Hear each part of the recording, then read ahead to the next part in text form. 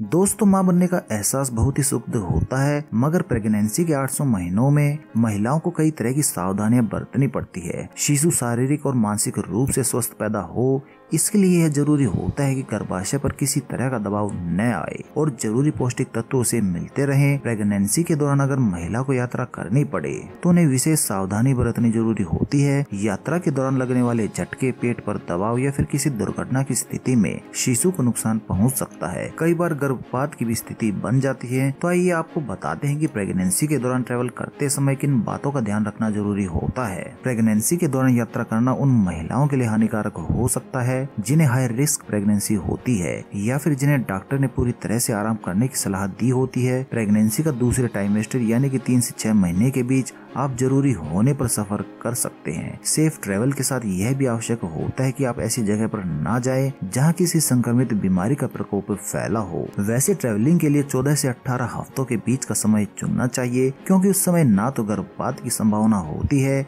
और ना ही अन्य परेशानियां भी होती है। इन महीनों में मॉर्निंग सिकनेस, अधिक थकान, सुस्ती जैसी शिकायत आमतौर पर कम होती है। गर्भावस्था के दौरान औरतों को न ही भारी सामान अपने साथ लेकर जाना चाहिए और न ही उसे उठाना चाहिए। खासतौर पर अगर आप अकेले सफर कर रही हो तो हल्का सामान ही साथ लेकर जाएं, जैसे कि हल्के सूटकेस जिसमें पहिए हो, या फिर आप किसी कुली को इस काम के लिए तय कर सकती हैं। जितना हो सके अकेले सफर ना करें, क्योंकि ट्रैवलिंग के दौरान ऐसी स्थितियां पैदा हो सकती है जिनमें एक दोस्त, परिवार का सदस्य या साथी ही मदद कर सकता है। गर्भवती महिलाओं में सफर के दौरान जी मिचलाना और उल्टी आना आम शिकायत होती है। यदि आप हवाई जहाज से यात्रा कर रही हैं, तो यात्रा के दौरान दिए जाने वाले ब्रेकफास्ट, लंच या फिर डिनर आप जरूर लें। यदि आप यात्रा शुरू करने से 2 से 3 घंटे पहले हल्का नाश्ता कर लें, तो आपको भूखे पेट यात्रा करने की तुलना में जी खराब होने की आशंका कम हो जाएगी। यात्रा से पहले कम नमक व कम फैट वाले स्नैक्स लेने चाहिए। नमक मिले पोटैटो चिप्स या कॉर्न चिप्स अगर न लें तो ही बेहतर रहेगा, क्योंकि इनसे पेट की गड़बड़ी की आशंका बढ़ जाती है। सही सीट का चुनाव और कंफर्ट को आपको चुनना चाहिए। ऐसी सीट का चुनाव करें जो आरामदायक तो हो ही, साथ ही लेग स्पेस भी काफी हो, जिसमें आप आराम से खुलकर अपनी स्ट्रेचिंग एक्सरसाइज कर सके और अपने से यात्रियों को बिना डिस्टर्ब करे वॉशरूम भी आराम से जा सके।